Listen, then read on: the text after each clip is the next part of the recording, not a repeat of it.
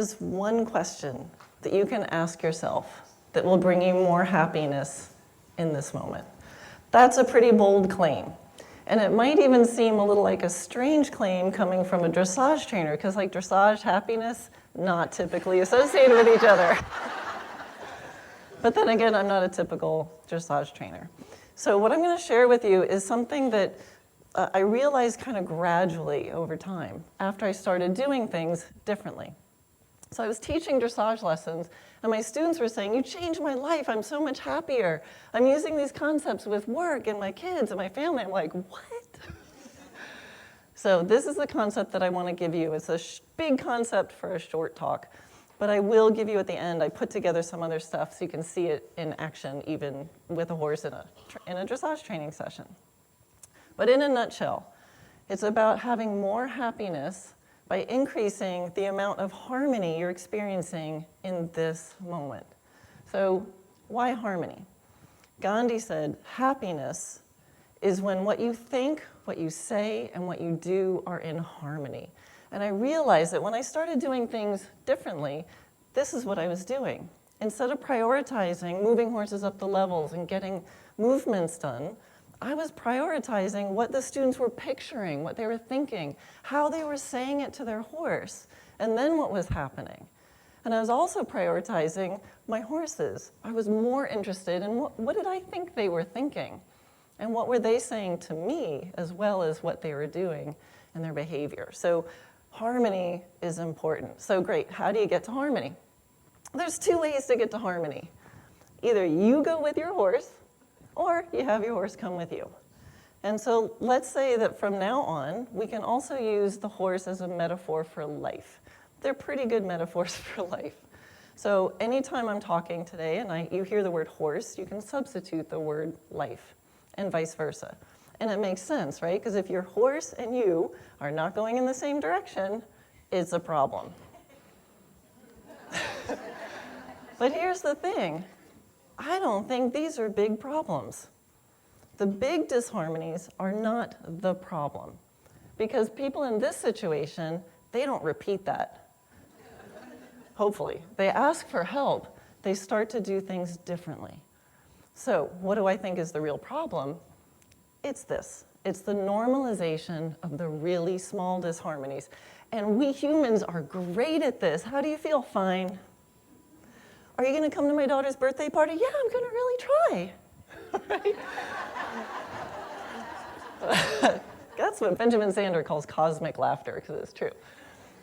So these small disharmonies, they're not too bad, right? So they add up and they accumulate, and you end up in the state of toleration. I can deal with that. But what is I looked up the definition of toleration. It means to put up with or suffer. And nobody wants to suffer, but how normal is this in life? Right? And how normal is it in the horse world? I mean, not amongst us, right? But out there. But I'm kidding, because this is something we all deal with every day. And there was a moment in my life where I was so out of sync with what I was thinking, saying, and doing that I was so miserable, I was ready to quit horses, which really is a terrible feeling. And I'm so glad I didn't. So when I show pictures like this to non-horse people, and I say, what do you think about those pictures? And they might tell me, I don't know. I don't know anything about horses. I don't know what's correct or incorrect. But if I show them these pictures and I say, does that look like harmony or not harmony? They go, well, clearly it looks like they're fighting. It doesn't look like much fun. So we know. We know. When I teach students that come from a situation like this, and I dare to let them make their reins a little longer or loosen their noseband or take the noseband off, I often get an emotional release. It sounds something like this. Oh, it never felt right. But it's what I was told to do, and it's what everybody else is doing. I'm seeing nodding. Right? So we know, but we end up in these habits of toleration. So, all right, we know the problem. Let's move into something a little more positive, the solution. Anytime there's a moment of disharmony, the question you're going to ask yourself is, do I need to love it or change it? The trouble is, we humans have trouble with this. So when I teach, I ask my students lots of questions, and I go, is your horse matching your picture? So that's code for, are you in harmony? And often I hear something like this, no. That is the sound of toleration. Sorry, Tyler, I'm moving a bit. I might hear something like this, yeah, it's pretty good, which is a lie. And both of them sort of have this spirit of like, and it's not going to get any better. So I think, well, what would you do if I taught you like that? Karen, how's this half pass? It's pretty good for you, you know. So we don't want to do this. What do we want to do? We want to get to yes. And not just yes, but yes. And that's why I ask my students questions, because I want to hear that. We want to get all the way to the yes. So I made a roadmap for you. I put together a flow chart, step by step, of the key to happiness. You guys want to see it? Yes. All right, so you can take a picture of the slide if you want. All right, here you go. Ready? Key to happiness. Ask yourself, does it match your picture? What's it? Your horse, the moment, whatever you're doing, does it match your picture? If it's yes, make it yes. Love it more. If it's no, change it. When I'm teaching, I often say that. They're like, no. I'm like, well, change it. How's that for experience? You pay a lot of money for me to go, well, change something. But change it until you get to the love it. And now some of you might be thinking, great, Karen, love, change. Two of the things that humans have like the most trouble with in life, right? So how do you love it? Number one, breathe. Just take a breath.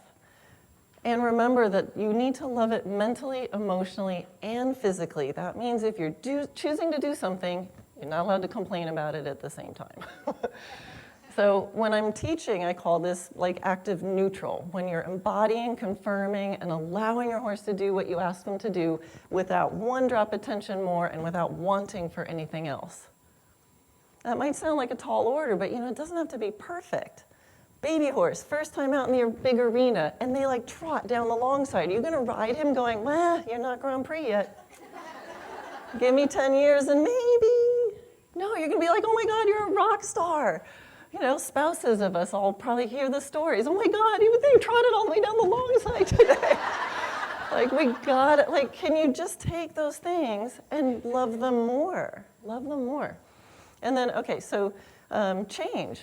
Oh, wait, the biggest block of being able to love it, the biggest block is judgment. Am I doing this right? Is this good enough? Biggest block. So when my students ask me that, I'm like, well, how does it feel to you? I want to get them feeling. So changing it, how do we change it? Number one, with great curiosity. Experiment. Try something else. Wiggle it a little bit. There's so many dials that you can turn. Just turn a dial a little bit, see what happens. And the biggest block to not changing it is fear. Fear of getting up what you've got in order to get what you want. But you can turn the dial, and often you can turn it right back again. So, oh yeah. So the first most important thing, of course, is you're gonna have to notice. If we don't notice, we don't get there. And the trick is, the trouble is that if we've been practicing this for a while, it starts to get normal. It's just how it is. It's just how it's pretty good. I'm dealing with it. So I've learned to identify a disharmony when it comes in my body. So I'll share that with you. For me, and this will be different for everybody, it feels like this, and it has a sound. Right? So I'm going along my day, something happens, like, and old Karen would be like, oh, it's not so bad, just keep going. New Karen would be like, well, what is that? What is that right there? And I notice it and ask myself the question, is that something I need to love more or something I need to change? Right? So you need to just practice. Now that's a process, but to commit to noticing, what is it in your body? How does that feel? Now in teaching, when I'm teaching a student, I look for disharmony by looking for the international symbols. All right, so the international symbol. Some of you have heard this before, like international symbol for I wish my horse was turning, right? International symbol for my horse is going too fast. International symbol for the shoulder in isn't working. Oh, you guys have done that. Yeah, so when when I see a student with a contortion, right? So disharmony, it's a contortion. I'm like, so let's say I see their leg and their leg's kind of holding a little tension there. I'll ask them, I say, what does that leg want? Right? So there's a disharmony, what's going on there? And sometimes they'll say, oh, I didn't know I was doing that. And I'll say, well, is your horse matching your picture? And they'll say, yeah, my horse is perfect. Great. That's an example of we need to love it more. Let's go to active neutral. Let somebody confirm and allow, and without one drop more attention, let's just love it more and get out of the way and go with even more. So that's an example of that. But if they're going like this, and I go, hey, what's that leg want? They go, my horse keeps falling into the right. I go, oh, let's figure out how to change that. Let's break that cycle. Maybe we need to practice a yield or change your position. It's like something very specific. Because we looked at it and said, what's that contortion? And so this is how I learned from riding. I'm like, wow, there's contortions in my life too. What's the non-horse version of a contortion? A posture that I go in when I'm like, I'm not okay, but I'm going to start pretending it's okay. Right? So we need to love it or change it and really get to the yes. Now, some of you, what happens if we don't do that? So if we don't notice, and we have these little contortions, and they add up, and we get used to them, we get desensitized to them, it becomes who we are, our posture reflects it, and they just build up and build up and build up until one day, suddenly out of nowhere, your horse bucks you off. Your life bucks you off. Or worse, it doesn't. Right? The big problems are not the big problems. Worse, it doesn't. And you kind of go through everything going, it's pretty good for you.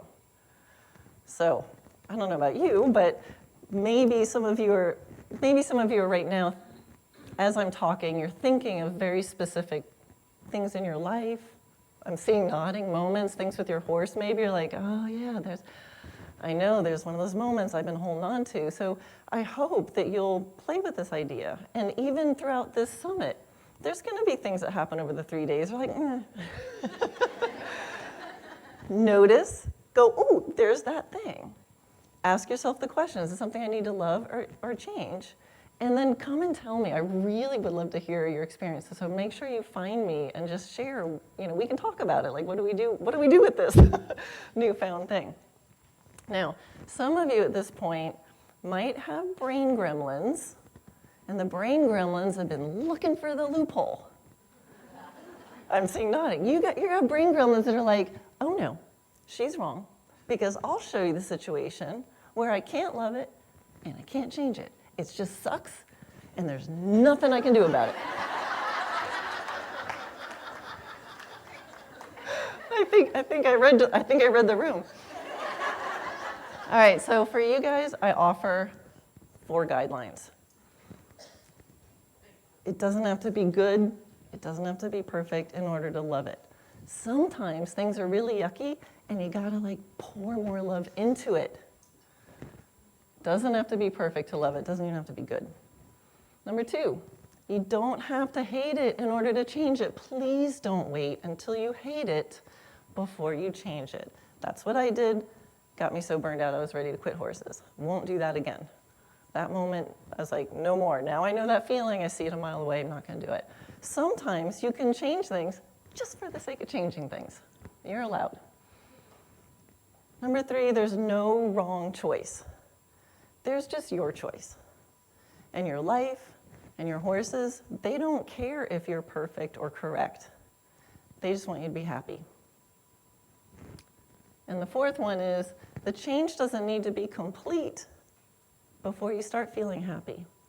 So way back when, really miserable, burned out, packed up my stuff. I went to Florida for 2 months, never came home.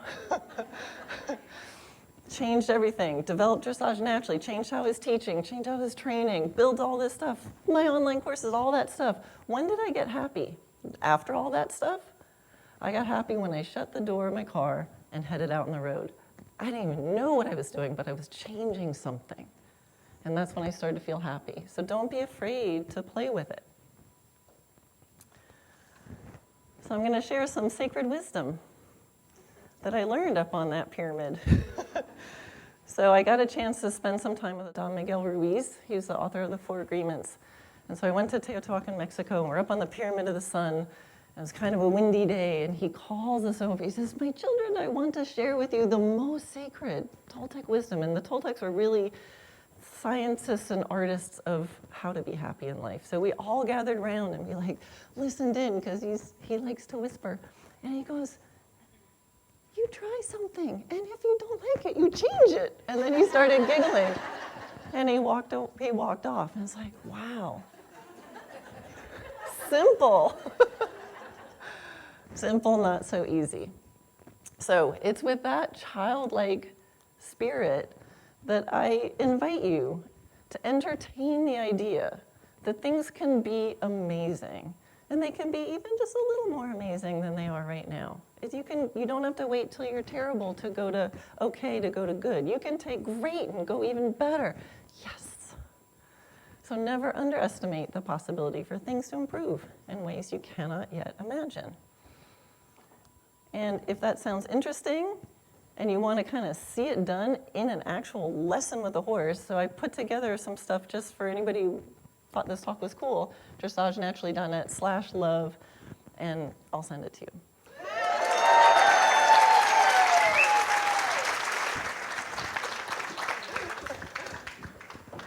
Thank you. Give it up once again for Karen Rolfe.